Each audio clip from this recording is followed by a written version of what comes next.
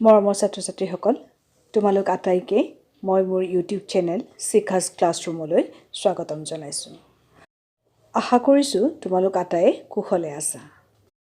আজি মই তোমালোকলৈ লৈ আহিছোঁ জাতীয় বিদ্যালয়ৰ ৫ম শ্ৰেণীৰ ইংৰাজী পাঠ্যপুথিখনৰ পৰা এটি পাঠ। পাঠটিৰ নাম হৈছে স্বামীজ গ্ৰেণ্ডমাদাৰ। এই পাঠটি মাদ্ৰাজৰ এজন বিখ্যাত লিখক R.K. নাৰায়ণৰ দ্য এডভেঞ্চাৰ্ছ অৱ স্বামী এণ্ড হিজ ফ্ৰেণ্ডছৰ পৰা দিয়া হৈছে। এতিয়া আমি পাঠটো আৰম্ভ কৰোঁ। পাঠটিৰ নামটো পুনৰ কৈ দিছোঁ, Swami's গ্ৰেণ্ডমাদাৰ। Swaminathan's grandmother lived with all her belongings in the dark corridor between the front hall and the dining room of their home.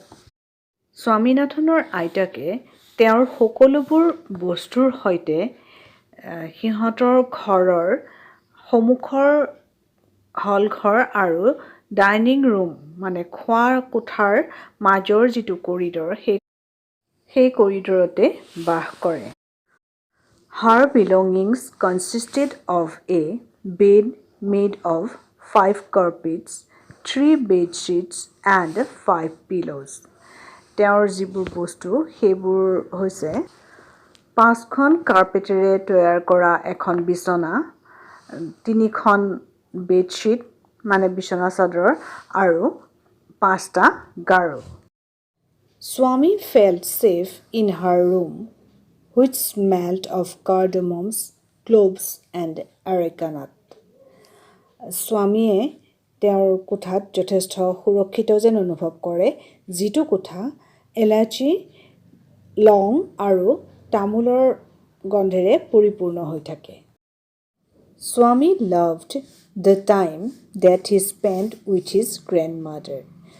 স্বামীয়ে তাৰ আইতাকৰ সৈতে কটোৱা সময়খিনি ভাল পায়। After taking his dinner, Swaminathan used to go to his grandmother's room and lie down, resting his head on her lap. After taking his dinner, ৰাতিৰ আহাৰ খোৱাৰ পিছত স্বামীনাথন আইতাকৰ কোঠালৈ যায় আৰু আইতাকৰ কোলাত মূৰ থৈ জিৰণি লয়। Swami's grandmother loved to tell him stories from the past. স্বামীৰ আইতাকে তাক অতীতৰ কাহিনীবোৰ কৈ বৰ ভাল পায়। But she mixed up her thoughts and Swami was clearly bored with the stories. কিন্তু তেওঁ মানে আইতাকে অতীতৰ কাহিনীবিলাকৰ লগত তেওঁৰ নিজৰ চিন্তাবোৰ ভাৱবোৰ মিহলি কৰি কয়, সেইবাবে স্বামীয়ে বৰ আমনি পায়। Instead, তাৰ পৰিৱৰ্তে Swami told her various stories about his friend in school. তাৰ পৰিৱৰ্তে স্বামীয়ে আইতাকক তাৰ স্কুলৰ বন্ধুবিলাকৰ বিষয়ে বিভিন্ন কাহিনী কয়। His grandmother listened to them with interest. তাৰ আইতাকে তাৰ কথাবোৰ খুব মনোযোগেৰে শুনে। Oh, Granny, you don't know what a great fellow Rajam is. স্বামীয়ে আইতাকক কৈছিলে যে আইতা, তুমি নাজানা ৰাজম এজন কিমান মহান বন্ধু। He told her about Rajam, that he had a real police dress. সি আইতাকক কৈছিল ৰাজমৰ বিষয়ে যে তাৰ এটা সঁচা পুলিচৰ পোছাক আছে। Swami told her that Rajam got all the marks in arithmetic. স্বামীয়ে আইতাকক কৈছিলে যে ৰাজমে এৰিথমেটিকত মানে পাটিগণিতত সম্পূৰ্ণ নম্বৰে লাভ কৰে। Granny was impressed, but she started telling Swami about his grandfather's intelligence. স্বামীৰ কথা শুনি আইতাক মোহিত হৈছিল, কিন্তু তেওঁ স্বামীক ককাকৰ বুদ্ধিমত্তাৰ বিষয়ে ক'বলৈ আৰম্ভ কৰিছিল। Swami's grandmother told him how his grandfather sometimes got 200 marks for the brilliant answers that he wrote in examinations. পৰীক্ষাত খুব ভাল উত্তৰ লিখাৰ বাবে স্বামীৰ ককাকে কিদৰে 200 নম্বৰ লাভ কৰিছিল সেই বিষয়ে আইতাকে স্বামীৰ আগত কৈছিলে But then she started rambling.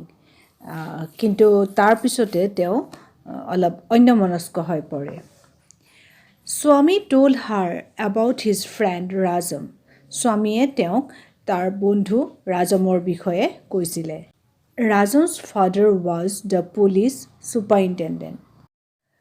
ৰাজমৰ দেউতাক এজন আৰক্ষী অধীক্ষক আছিল One day, Rajam and his father were camping in the forest when 2 tigers attacked them.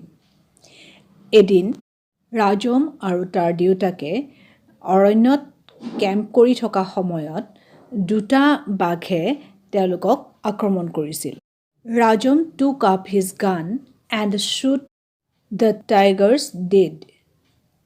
ৰাজমে বন্দুক উঠাই লৈছিল আৰু সেই বাঘকেইটাক গুলিয়াই মাৰিছিল After telling her the story of Rajam's courage, Swami asked his grandmother if she liked it. ৰাজমৰ সাহসৰ কাহিনী আইতাকক কোৱাৰ পিছত স্বামীয়ে আইতাকক সুধিছিল যে তেওঁ সেই কথা শুনি ভাল পাইছেনে Swami was not happy with his grandmother's response. স্বামীয়ে আইতাকৰ সঁহাৰিত মুঠেও সুখী হোৱা নাছিলে To test her, তেওঁক পৰীক্ষা কৰিবলৈ he asked, he সুধিছিলে How many tigers were there? স্বামীয়ে কি সুধিছিলে স্বামীয়ে আইতাকক সুধিছিলে যে তাত কিমানটা বাঘ আছিল He was angry as she could not answer him correctly. তেওঁ শুদ্ধকৈ উত্তৰ দিব নোৱাৰাৰ বাবে তাৰ বৰ খং উঠিছিল Swami rebuked her for not paying attention to the important story he was telling her. Swami rebuked her. স্বামীয়ে আইতাকক বেয়াকে কৈছিলে কিয়নো স্বামীয়ে কোৱা সেই গুৰুত্বপূৰ্ণ কাহিনীটোত আইতাকে মুঠেও মনোযোগ দিয়া নাছিলে He felt that she was sleeping and dreaming when he took so much pain to tell her the story. He ভাবিছিলে যে সি ইমান কষ্ট কৰি কাহিনীটো কৈ থকা সময়ত আইতাকে শুই আছিল আৰু সপোন দেখি আছিল But then his granny said, কিন্তু তাৰ পিছত আইতাকে কৈছিলে He is a lovely little boy. আইতাকে কি কৈছিলে যে সি এটা বৰ মৰম লগা সৰু ল'ৰা মানে ৰাজমৰ কথা কৈছিলে She had never seen Rajam. তেওঁ কেতিয়াও ৰাজমক দেখা নাছিলে But Swami was now pleased.